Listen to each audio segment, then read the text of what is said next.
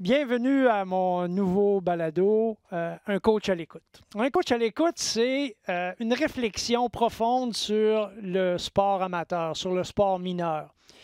À travers mes années et mon cheminement dans le sport en général, autant comme intervenant, comme entraîneur tout au long de ma carrière, ensuite comme intervenant en communication, mais surtout comme parent également.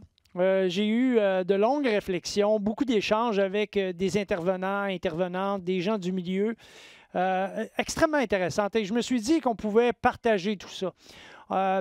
Des sujets vraiment qui sortent un petit peu des sentiers battus. Le mode d'évaluation dans le sport mineur, est-ce que c'est nécessaire? La classification est-elle nécessaire? La place des fédérations, est-ce qu'elles ont assez de pouvoir, nos fédérations? Le sport féminin et le sport mixte. À quel moment les filles doivent jouer toutes seules? Est-ce que c'est tout de suite? Est-ce que c'est plus tard? Est-ce qu'ils peuvent jouer avec les garçons pendant une certaine période de leur expérience sportive? La psychologie du sport, tous ces sujets-là viennent nous interpeller comme intervenants, mais aussi comme parents.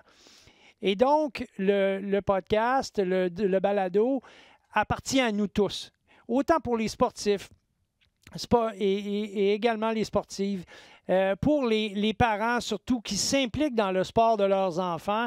Vous avez des interrogations, des réponses. Bien là, je vais vous entretenir. Je vais parler avec différents intervenants, que ce soit des anciens athlètes ou encore des gens qui sont toujours spécialistes dans le milieu, toujours actifs.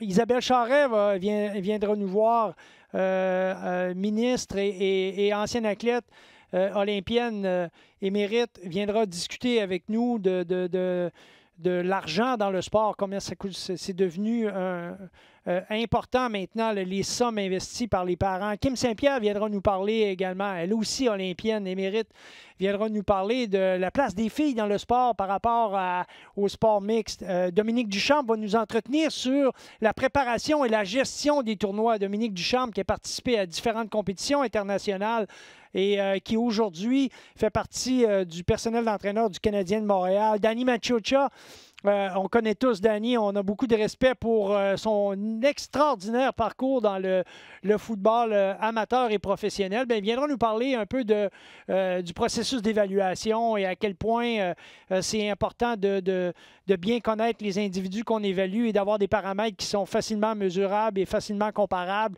Alors, autant de sujets. Sylvain Guimond, bien sûr, qu'on connaît tous, va nous parler de la psychologie du sport, du développement du leadership à l'intérieur des interventions des entraîneurs auprès des jeunes. Tout ça et plus encore. Mais aujourd'hui, je vous invite à écouter particulièrement notre premier invité. Je suis particulièrement fier de l'avoir. Et lui, il viendra nous entretenir sur son expérience personnelle d'avoir chevauché comme ça dans sa vie de sportif plusieurs sports, deux en particulier où il a excellé, le hockey, mais son sport de prédilection, le soccer, où il nous a fait beaucoup vibrer avec l'Impact et comme ancien capitaine de cette formation. Nous allons passer la prochaine 45 minutes en compagnie de Patrice Bernier.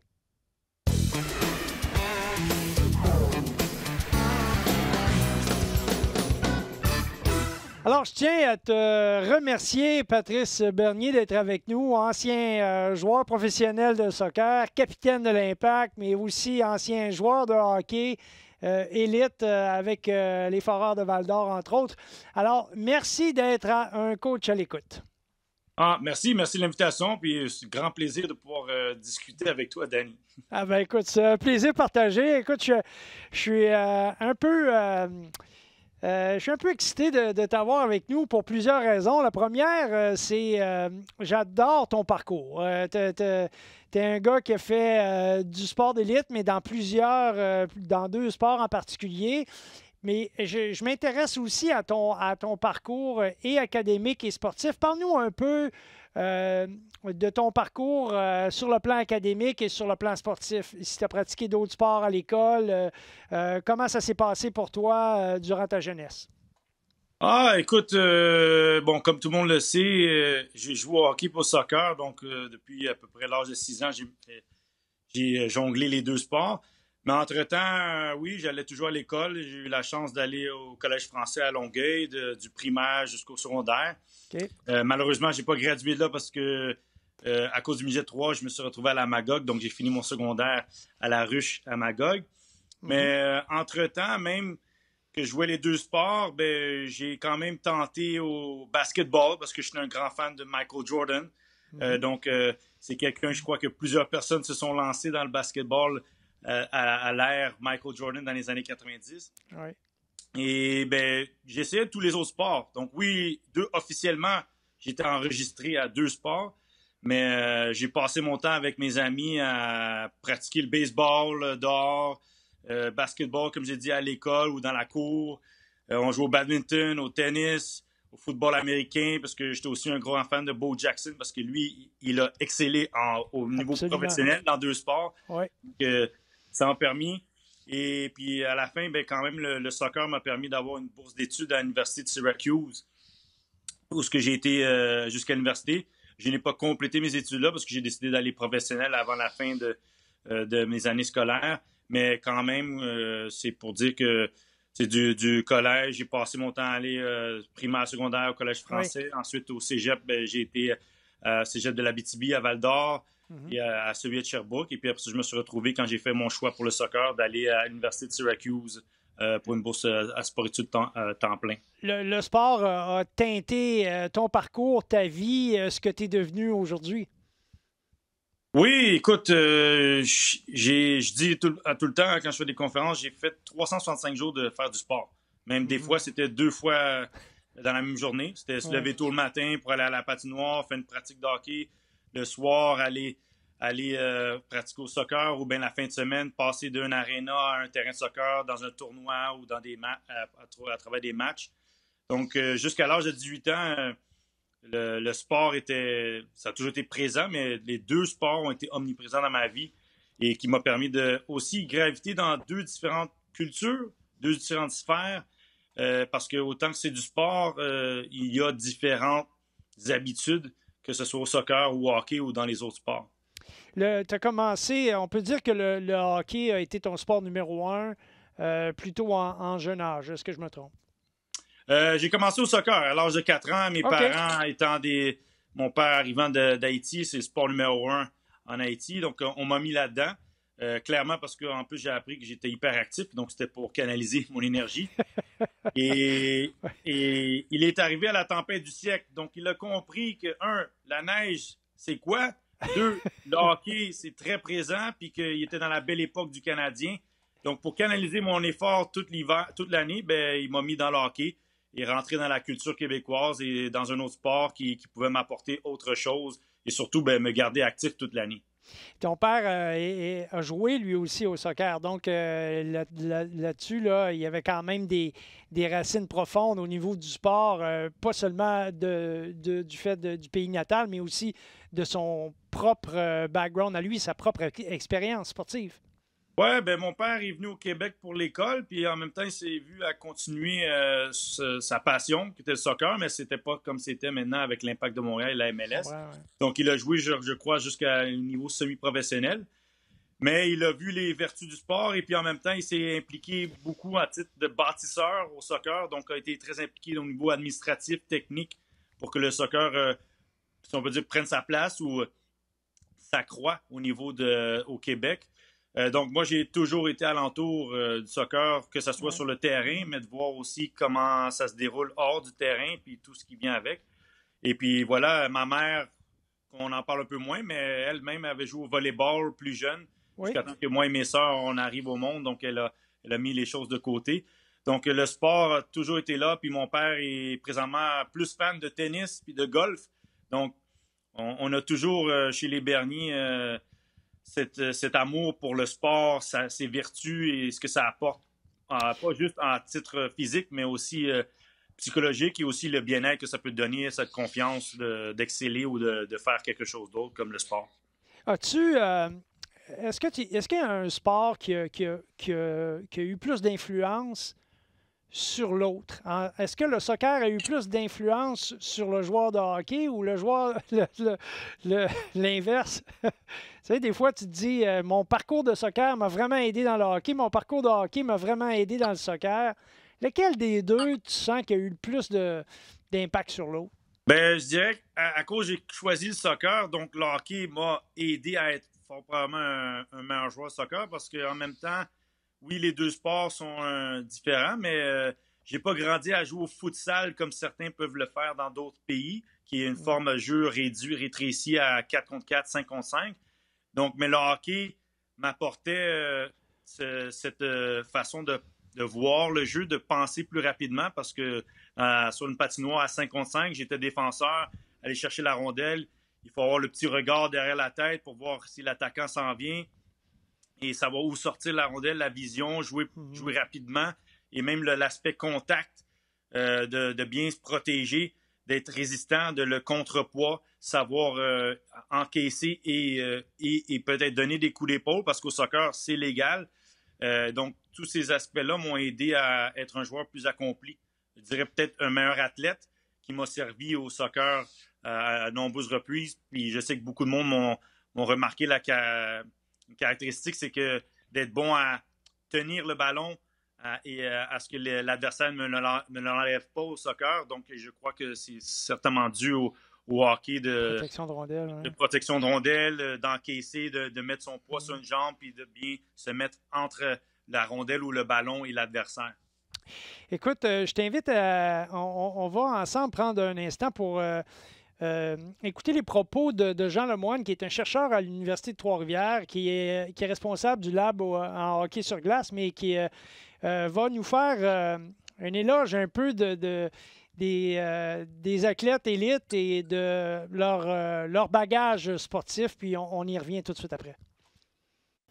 Donc, les athlètes de haut niveau, ce qu'ils ont en commun, la plupart ont passé dans un modèle où est-ce qu'ils ont diversifié leur pratique sportive. Ce qu'on entend par là, c'est qu'à un jeune âge, les athlètes de très haut niveau ont passé à multiplier des expériences sportives de différents niveaux, c'est-à-dire qu'ils ont développé des habiletés, un répertoire d'habiletés qui est transférable, qui leur a servi plus tard dans leur développement de leur discipline sportive de prédilection. Et ça, c'est fort intéressant de constater que pour atteindre un haut niveau, on passe par une gamme d'habiletés qui vont nous servir tôt ou tard dans notre sport.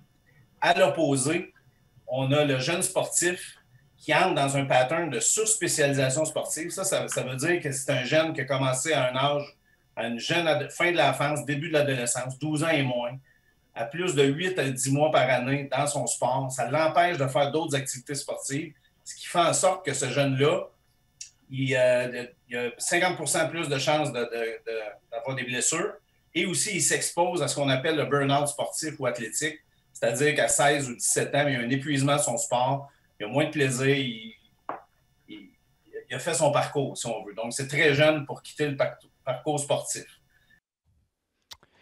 Alors, je suis fasciné d'entendre M. Lemoine puis de référer à ce que tu nous as témoigné il y a quelques instants, Patrice, en disant, écoute, moi, la protection de la balle, puis la protection de rondelle, puis de me protéger, puis de jouer en espace restreint, c'est peut-être ce qui était ma marque de commerce, puis ça vient un peu du hockey.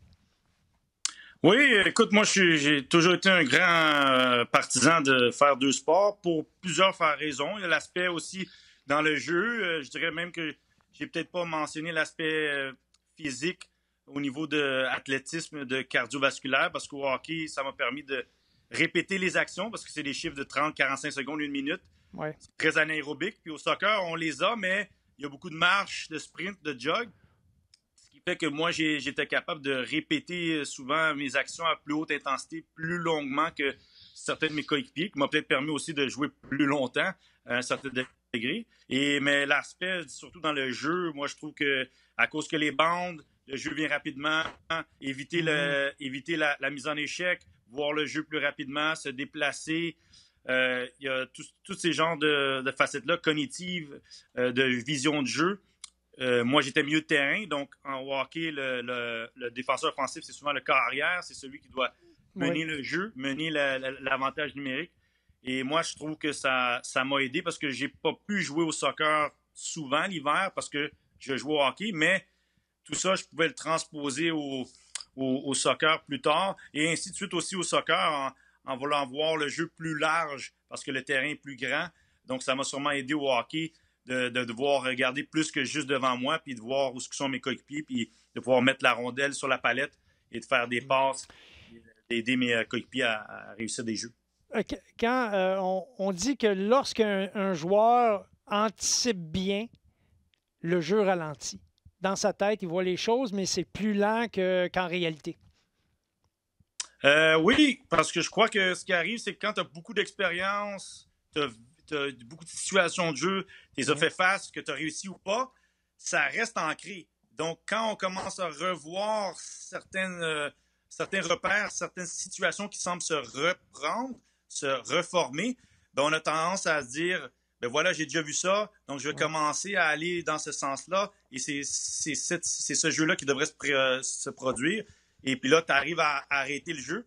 Et souvent, on dit, ben, il a lu le jeu d'avance, mais c'est parce que tu as eu beaucoup de pratique, tu as vu le jeu plusieurs fois, et là, ben, ce sens d'anticipation est plus agrandi, et il nous permet d'avoir une meilleure lecture du jeu et de, si on peut dire, voir le jeu 1 ou 2 secondes avant que ça se projette, quand tu as la rondelle ou le ballon, ou même quand tu ne l'as pas, pour faire une intervention défensive.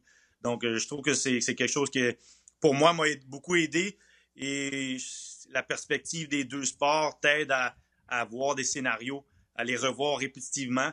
Et là, ça reste ancré. Ça te permet de faire ces actions plus rapides, puis paraître comme si tu l'as fait avant le temps. Toute la question de coéquipiers, de camarades, quand tu joues tu es dans un sport, tu partages les mêmes valeurs, tout le monde travaille ensemble, etc. Est-ce que le fait d'avoir pratiqué plusieurs sports t'a permis de te faire une idée différente de ce que c'est un bon coéquipier, plutôt qu'un joueur qui ne fait qu'un seul sport? Est-ce que ça a influencé? Ton parcours a-t-il influencé ton attitude face à tes coéquipiers? Je dirais que ce que j'ai remarqué, c'est que les différences entre le hockey, les vestiaires de hockey, les vestiaires de soccer, le hockey, je dirais que c'est une fraternité où on est tous, si on va dire, pareils, beaucoup guerriers, mentalité on peut pas être différent. Donc, c'était intéressant d'avoir, surtout la Légion majeure du Québec, tu as 16 à 20 ans, tu es à l'adolescence, les coéquipiers deviennent tes frères, et puis tu as ce sentiment de famille. Et puis le vestiaire de soccer, ben, c'est là que j'ai appris un peu plus où les joueurs viennent d'un peu partout dans le monde. Ils ont différentes façons de se mettre à l'aise dans un vestiaire, se préparer pour un match. Et c'est là que tu dois un peu avoir plus d'ouverture d'esprit en devant savoir que il y en a qui aiment écouter la musique forte quand toi, tu es peut-être dans ton coin puis tu veux te concentrer. Ou il y en a qui sont tout simplement... Ils aiment trop la pression, ils aiment ça rire, être un peu des clowns dans le vestiaire. Donc, les différents vestiaires m'ont permis à voir les choses différemment et de m'ajuster et de voir comment développer un peu plus de fraternité. Puis sûrement, en plus, quand j'étais capitaine, m'aider à comprendre mieux mes coéquipiers puis d'essayer de faire des choses pour le groupe en fonction de ce que je voyais puis ce que j'ai vécu surtout. Puis ça, est-ce que c'est quelque chose que tu gardes avec toi, que tu reproduis? As-tu l'impression que c'est quelque chose qui te suit dans ton quotidien, d'avoir cette espèce de tolérance puis cette ouverture d'esprit par rapport à ce qui se passe autour de toi, en ayant conscience que, hey, ce qu'il y a dans ma tête, c'est pas nécessairement ce qu'il y a dans la tête de l'autre, là? Ouais, non, je dirais que tout à fait, vers la fin de ma carrière, encore plus, parce qu'on sait bien qu'un joueur, un athlète professionnel, c'est très égoïste. Tu dois te concentrer à ta carrière, à toi, mais quand tu deviens plus vieux, vétéran, capitaine, puis surtout que j'ai vécu à l'étranger, j'ai commencé à penser, qu'est-ce que l'autre, comment sa situation il la vit, parce que moi, je sais que quand j'ai été un étranger, comment je l'ai vécu, les difficultés, est-ce que je peux l'aider à rendre ça un peu plus facile, parce que ça aide pour la performance. Puis avant tout, on est là pour le sport. Et donc, je crois que ça m'a... j'étais peut-être déjà un peu ouvert d'esprit, mais ça m'a encore plus... faire remarquer les autres puis de voir comment je pouvais aider mon coéquipier, pas juste sur le terrain, mais le rendre à l'aise à se dire ma porte est ouverte. si tu as de l'aide parce que j'ai déjà vécu ce qui se passe avec toi. Et moi, pour te faciliter la vie, ben voilà, j'ai un coup de téléphone, je peux te donner des conseils qui fait qu'à la fin, ben, cette personne-là se sente bien et dans les conditions pour performer. Parce que c'est ça, ton environnement, si tu n'es pas bien, ben, souvent, l'athlète n'arrive pas à performer puis être au maximum de ses capacités. Dans cette perspective d'ouverture d'esprit, si on revient à l'aspect de plusieurs sports, toi, comme père, avec ta conjointe, comment vous abordez tout ça? Je veux dire, est-ce que déjà vous êtes confronté à ça? Est-ce que c'est des discussions que vous avez?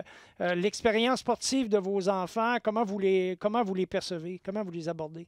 Ben, j'ai la chance que ma femme, elle a joué au soccer, au foot comme moi, puis elle a fait du volleyball, donc elle a vu d'autres sports, puis elle aussi, c'est une grande amateur de sport.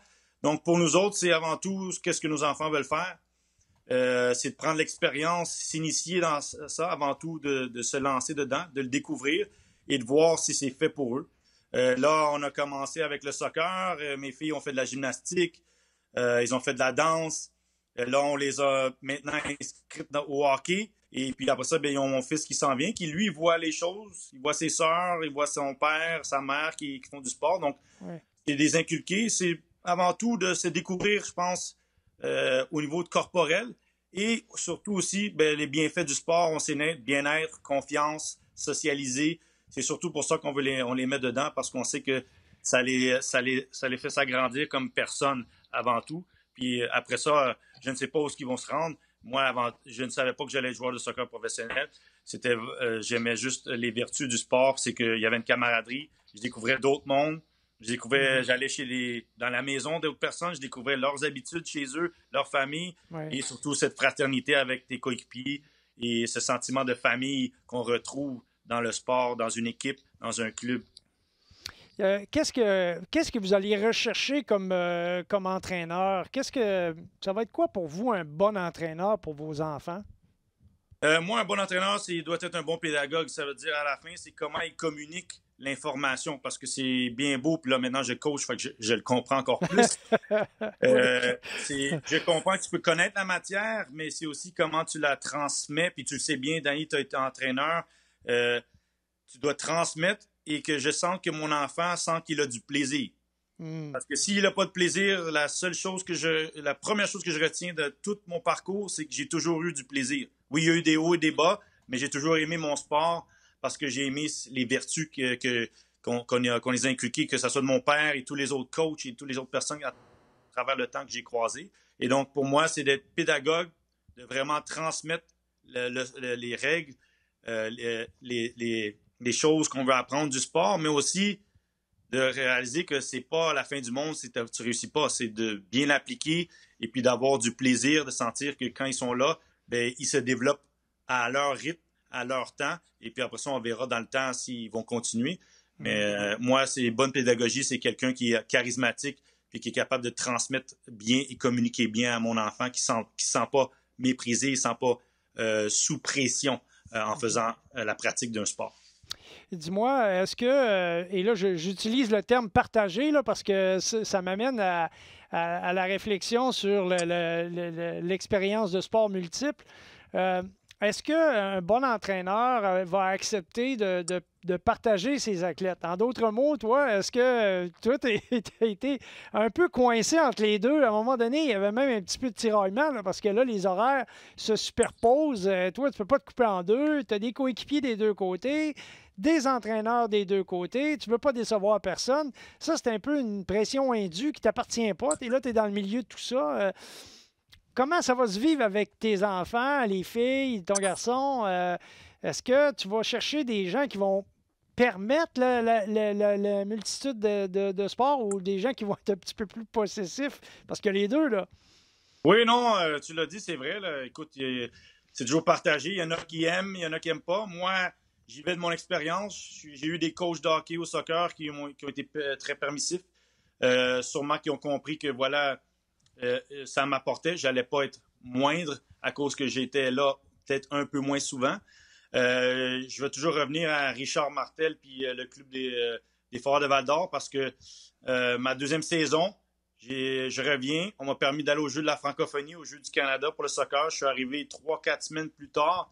Mais Richard Martel, en étant un éducateur, à la fin, un enseignant en éducation physique, comprenait que j'allais quand même être en forme. Après ça, c'était le rythme, le timing du hockey.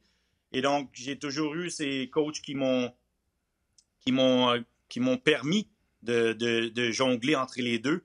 Et c'est sûr, il y a des fois, tu dois faire un choix dans la même journée. Bon, OK, c'est le hockey ou c'est le soccer. Mais quand tu as des gens qui sont compréhensifs, c'est beaucoup plus facile. Et après ça, on m'a laissé le choix à ce moment, mon père, est-ce que tu vas aller au hockey ou au soccer? Parce que là, les deux sont en même temps, puis je faisais le choix. Et non pas quelqu'un d'autre qui faisait le choix à ma place. Donc, moi, je serais plus du style avec ma femme que le coach soit compréhensif, que mon enfant risque peut-être de manquer un 10 ou 15%, mais à la fin, c'est pas comme s'il fait rien, il fait un autre sport qui va lui apporter quand même à son sport attitré. Est-ce que tes parents ont eu à intervenir auprès d'entraîneurs parce que justement c'était plus serré un peu, il y avait de la difficulté à comprendre ta réalité ou ne voulaient simplement pas l'accepter? Non, écoute, toujours eu un lien de communication, comme j'ai dit, à Val-d'Or, ou que ce soit à Magog, ou même au soccer, où que des fois, l'hiver, je manquais des séances parce que j'étais au hockey ou j'étais à des tournois de hockey dans les fins de semaine. Tu parles du sport mineur à ce moment-là, là, bien sûr. Oui, donc ça a toujours été communiqué. Mais là, c'est clair que quand je suis arrivé junior majeur, à un moment donné, oui, Richard Martel m'a permis, mais là, je ne jouais plus au soccer pendant l'hiver. Je jouais au hockey à 100%. C'est quand j'avais du temps libre que je me permettais d'aller au soccer. Mais le lien de communication avait toujours été là avec mes parents, c'était compris. Là, j'ai appris, comme on peut apprendre dans mon livre, dans mon histoire, que oui, peut-être qu'il y a des gens que, à cause que je joue au soccer, il y avait un point d'interrogation de est-ce que j'étais vraiment investi au hockey complètement comme un autre.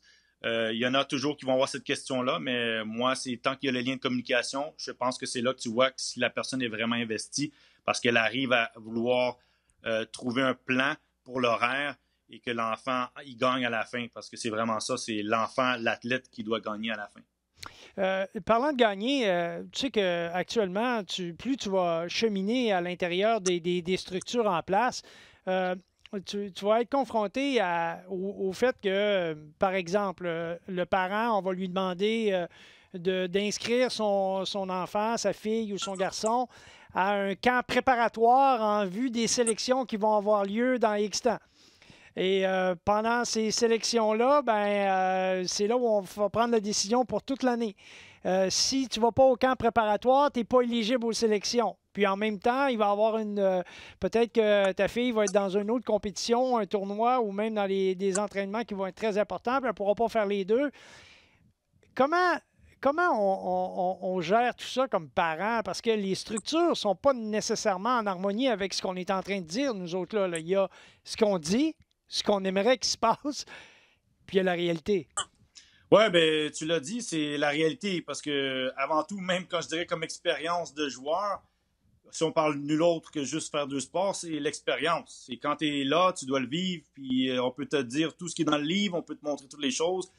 Mais une fois que ça doit être appliqué, exécuté, c'est à la personne elle-même. Donc, quand ce moment-là va venir, clairement, il va falloir faire un choix, regarder les pour et les contre. Et oui, je comprends, il y a des évaluations. C'est de savoir, voilà, est-ce que le match ou l'entraînement de l'autre sport, il peut être mis de côté parce que, voilà, c'est comme un examen qu'on ne veut pas manquer parce que ça peut permettre à ouvrir une porte et aller à un échelon supérieur dans son sport respectif. Mais là, ça vient à, comme on dit, chaque cas est géré différemment. Comme chaque joueur, même si on est dans une équipe, chaque joueur est une personnalité différente. Donc, c'est à chaque parent de vraiment voir les pour et les contre et de voir quelle est la meilleure option sur le moment. Je ne veux pas te dire c'est aller au hockey ou aller au soccer. C'est sur le moment. Je le sais que c'est arrivé. Il y a eu des moments où c'était le hockey, puis il fallait mettre le soccer de côté. Il y avait des moments où c'était des compétitions élevées de soccer, puis il fallait mettre le hockey de côté. C'est même arrivé que moi, j'ai eu la chance que j'ai fait 2 compétitions en même temps dans la même journée. Si tu peux le faire, tant mieux. Ouais, ça demande de l'énergie. Là, tu viens chercher pas mal d'énergie quand tu fais ça parce que, écoute, en même temps, là, tu vas chercher dans le réservoir pas mal. Oui, oui, non, c'est sûr, on pousse les enfants, mais ouais, j'en ai eu des moments où, à la fin de la journée, tu dors dans l'auto sur le chemin du retour parce que tu as joué au hockey puis tu as joué au soccer la même journée. Et après ça, faut pas oublier, fallait aller à l'école en plus. Donc, Ouais, mais toi, c'est parfait, tu étais hyperactif. Fait que ton père était bien content de ça. Ouais, ça calmait mon énergie, donc je pouvais être beaucoup plus concentré. Dis-moi, Patrice, à quel moment dans ton... raconte-moi l'histoire, parce que, bon, les gens, on est tous intéressés à ton cheminement, puis c'est un beau cheminement, mais un jour ou l'autre, tu es obligé de prendre une décision qui fait mal, là, parce que tu peux pas... tu ne pouvais pas être professionnel dans les deux sports. Là. Il a fallu à un moment donné que tu tranches. Tu as eu un point tournant, quelque chose qui a fait que tu as pris cette décision-là, que tu as dit, bon, je vais devenir un joueur de soccer, je l'espère, qui va gagner sa vie dans ça. Et raconte-moi l'histoire. Écoute, j'ai toujours dit que mon sport numéro un, ma passion numéro un, c'était le soccer, mais je suis né au Québec. La culture ici, avant tout, le sport numéro un, la religion, c'est le hockey. Et j'excellais. J'ai eu la chance de me rendre à l'équipe majeure du Québec. Donc, on ne dit pas non à se rendre à cet étage-là. Et puis surtout que je gravitais avec Roberto Luongo, Steve Bégin, Jean-Pierre Dumont, des gars qui étaient repêchés ou qui allaient être repêchés, qui étaient des profils très intéressants. Mais à un moment donné, voilà, j'ai été échangé en plein milieu de la nuit après avoir marqué le but gagnant dans la rivalité de la 117 entre Rouyn-Noranda et Foreur de Val-d'Or. Tu devais te gratter la tête. Écoute, quand à 1h du matin, ton entraîneur t'appelle dans son bureau, tu te poses des questions parce que tu dis, bon, d'habitude, tu rentres chez toi puis tu te prépares pour la séance de lendemain. Ouais. Et là, il t'explique parce que c'est sûr, tu ne sais pas que tu vas être échangé. Il n'y a pas d'indicateur. Tu n'as pas d'agent qui te dit, ah ouais, j'entends que peut-être. On t'apprend à ce moment-là qu'on t'a échangé. Et comme je l'ai dit auparavant, il y a cette fraternité. Quand tu arrives dans une équipe de hockey, surtout en Ligue majeure du Québec, tu as tes frères, tu sens que tu fais partie d'une famille. Je ne voulais même pas aller à Val-d'Or au départ, mais je me suis retrouvé à ne pas vouloir quitter Val-d'Or. Mais une fois qu'on a fait l'échange, je suis rentré chez moi. J'ai appelé mon père, puis je lui ai dit, je vais au Faucon de Sherbrooke, mais les prochains mois, après ça, c'est fini. Je me concentre au soccer. Je tire la plug, comme on dit en anglais, sur le hockey et je me concentre au soccer à temps plein. Parce que, oui, en même temps, blessé émotivement, parce que tu te fais échanger, tu sens que ta famille t'a renié un peu.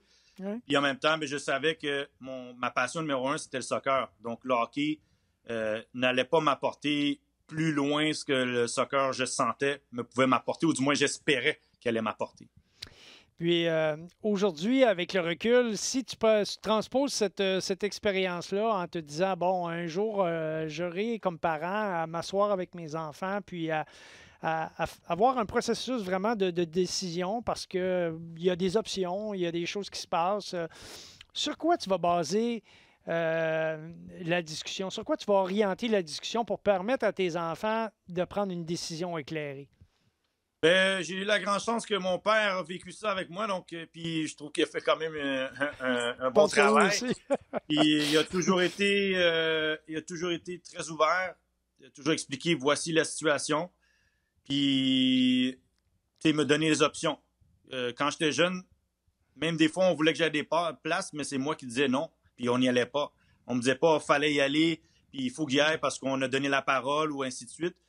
J'ai déjà dit non, ça me tente pas d'être là. Et puis voilà. Et ça a pris du temps, ça a peut-être pris une année avant que je refasse la même chose. J'ai ma mère qui était un peu plus directe, qui m'avait vraiment expliqué comme voici, est-ce que les opportunités que tu as, tes amis, s'ils les avaient, ils feraient la même chose que toi? Et puis là, moi, on m'a permis d'avoir un peu plus de réflexion, puis de commencer à y penser, puis de dire mais on m'a mis dans la conversation, puis on m'a laissé faire le choix. Même si on m'a peut-être guidé vers un choix, on m'a laissé faire le choix. Et c'est ce que je vais faire avec mes enfants, c'est leur expliquer voici les pour, les contre, les options. Et à la fin, c'est lequel que tu veux faire le plus. Et voilà. Puis ça m'a permis. Puis comme je dis, c'est pour ça que le livre s'appelle Maître de son destin, c'est qu'à la fin, même si on m'a guidé, c'est moi qui prenais la décision. Même si oui, parfois, les décisions qu'on ne contrôle pas sont faites par d'autres, mais les décisions que moi, je pouvais contrôler, c'est moi qui la prenais.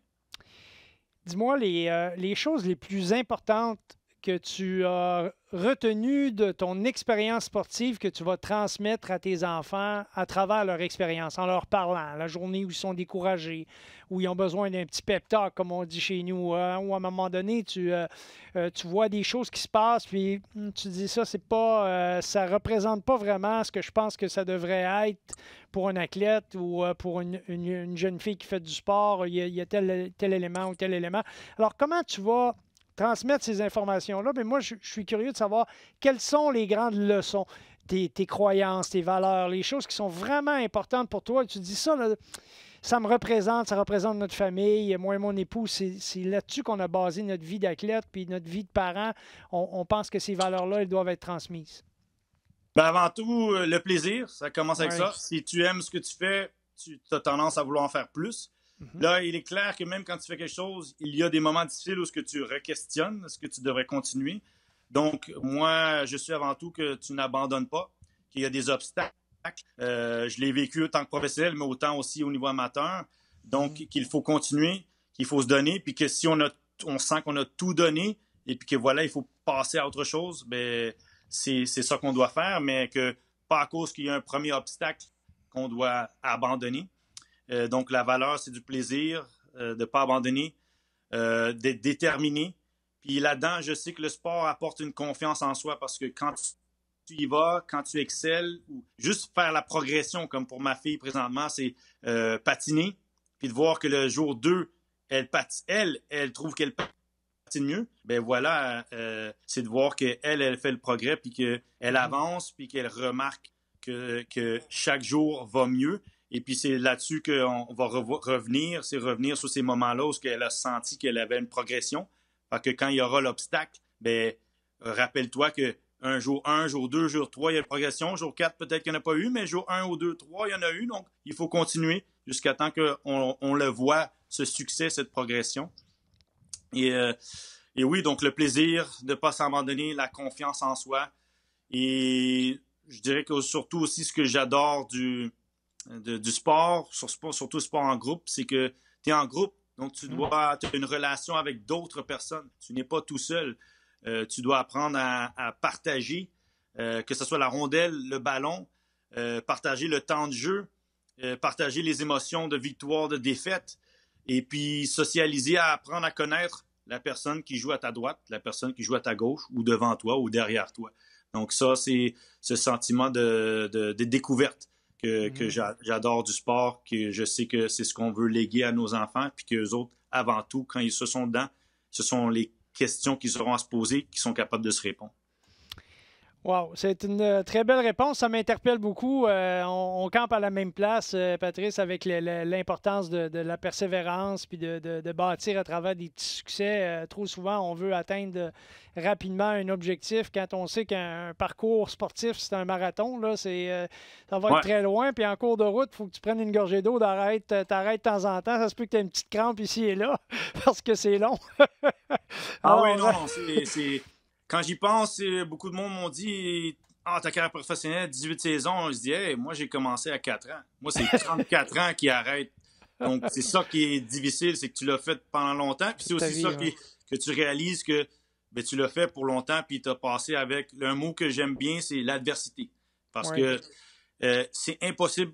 Dans la vie, dans le sport, on retrouve un peu les mêmes valeurs, les principes.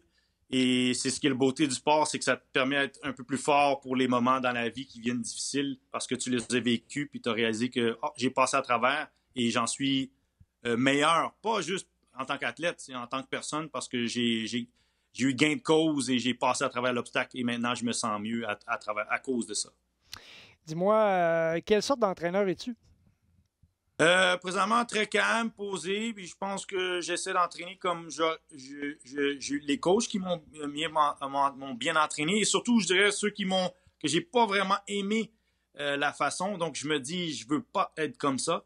Donc, personne qui essaie d'être plus homme à homme, si on peut dire, passer les messages, ne pas vouloir être l'autorité, mais de faire comprendre à l'athlète que c'est son parcours. Moi, je ne suis juste là pour le guider, l'accompagner, lui donner mon expérience, mes conseils pour que lui, il ait un peu plus de bagage dans sa prise de décision. On est des accompagnateurs, on est des éducateurs, le coach. Nous ne sommes pas les gens. Je ne suis plus le joueur, donc je n'exécute pas. Je fais juste donner à l'exécuteur tous les outils possibles pour qu'il puisse prendre la meilleure décision et ait la meilleure performance et puisse avoir le meilleur résultat possible à la fin.